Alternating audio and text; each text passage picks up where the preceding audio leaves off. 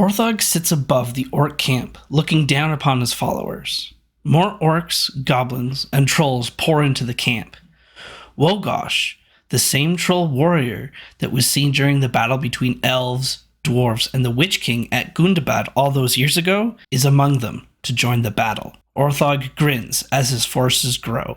Balin alerts the expedition they go to battle. Floey will go ahead, drawing the orcs out of the mountain. Then while occupied, Balin will flank from one side, while Hona leads a division from the other flank. Frar tries to argue that he should lead, but Balin gave the role to Hona as she has more experience leading.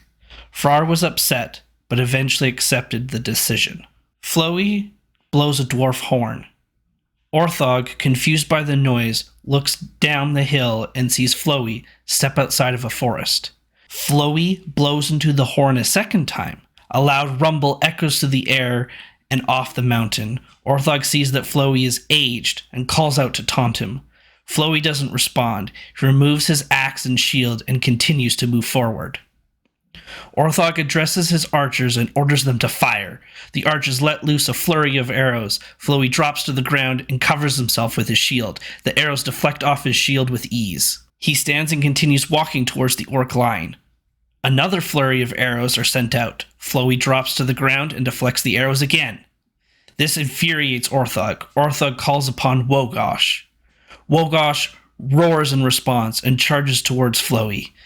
Floey takes a few steps back and plants his feet into the ground.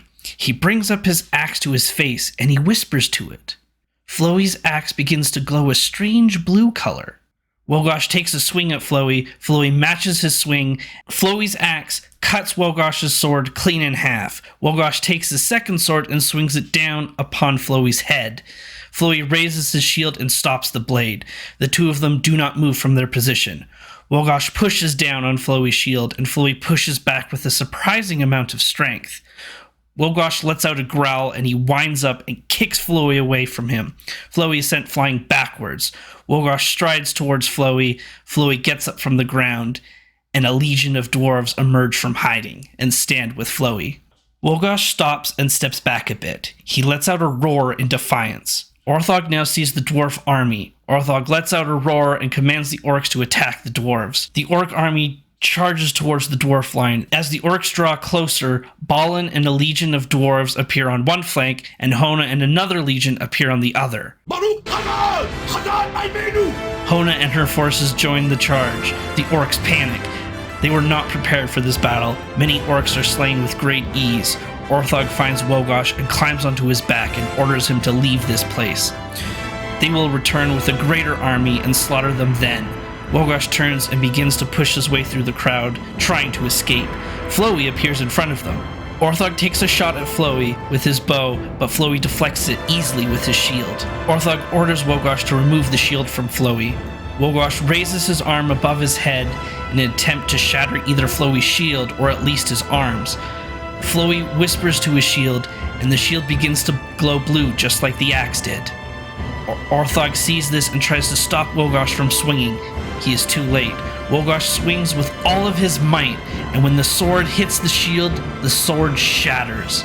A small shockwave sends Wogosh stumbling back. Orthog tries to hold on. Wogosh is in pain and stunned from the shock of the impact. Orthog orders Wogosh to retreat, but Wogosh is still in shock from the impact.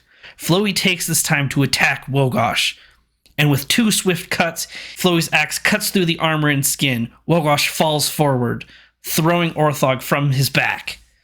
Floey takes this moment to cut into Wogosh's head, killing him.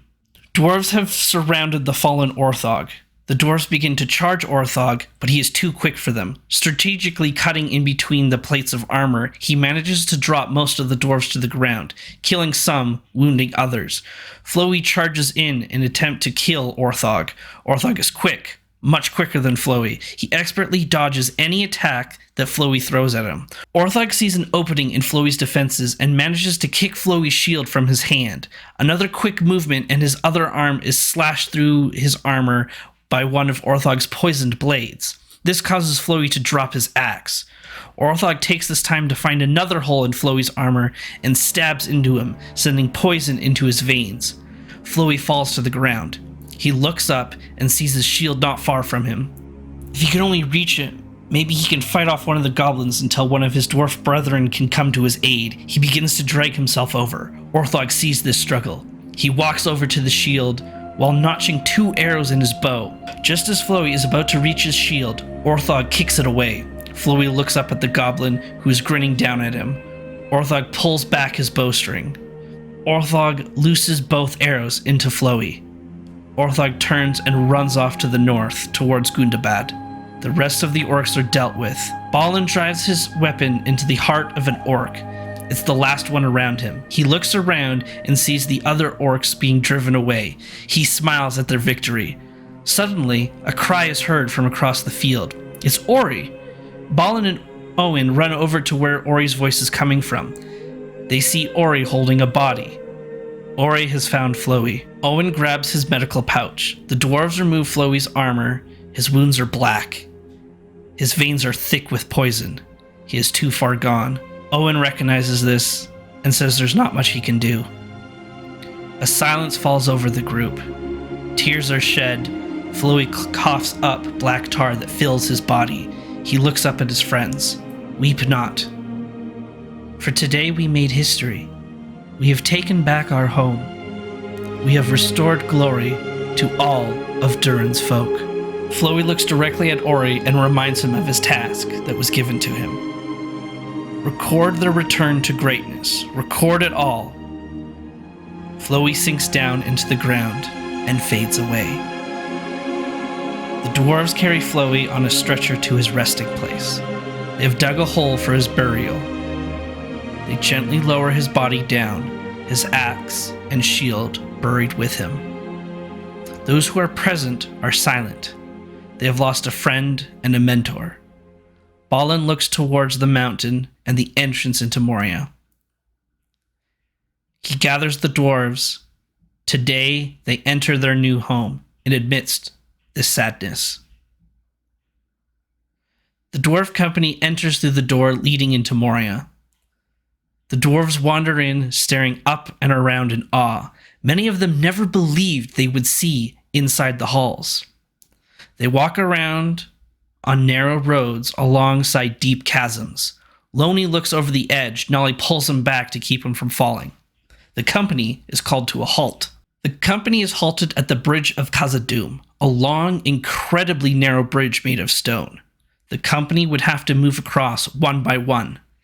This is going to take some time, so Balin decides to take a small group of dwarves ahead so they can start setting up a foothold to travel from so the process of reclaiming and rebuilding their home can begin. Owen will stay behind and make sure that every dwarf will get across the bridge and tend to those that were wounded in the fight. Farrar wants him and his brothers to join Balin. This is their moment for glory. Loney is scared to cross the bridge and enter Moria at this time. Nolly offers to stay with him so Farrar can go ahead without them. They will find glory another day. Farrar pokes fun at his little brother Loney for being scared and then runs off to join Balin. Hello! Hope you enjoyed this episode. Thank you once again for watching and sticking around.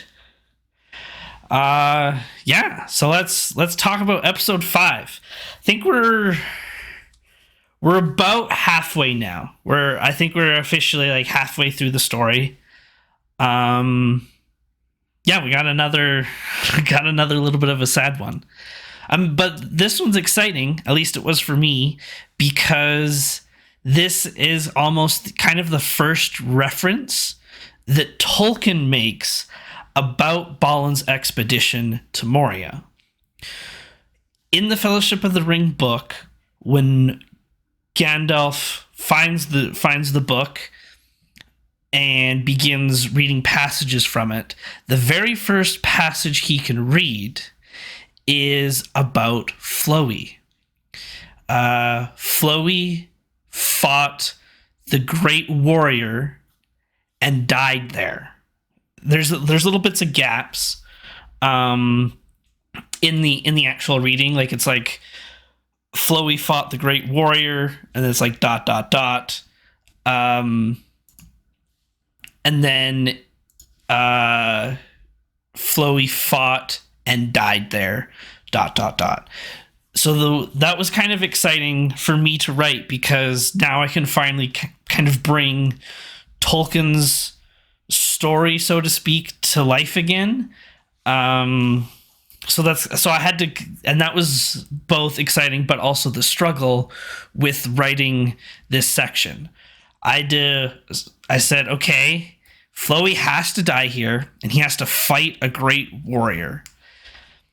And I struggled for a bit trying to figure out what this great warrior would be, but that's where I came up with, you know what? Let's make it something a little bit different and unique again. So I thought it'd be cool if he fought a troll, and show that Floey's unique on his own, and he's stronger and different than other dwarves because of who he is.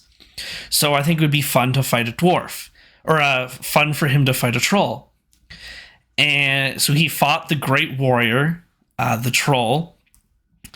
And to kind of connect that troll into something that we've already seen, I thought, why don't we make it the same troll that I show in the flashback sequence in Gundabad with Thranduil's wife and Thrain and the Witch King and all that. They're fighting a troll warrior. So it's the same troll warrior who takes direct inspiration from a troll warrior character in the Battle for Middle-earth 2 Rise of the Witch King game for PC.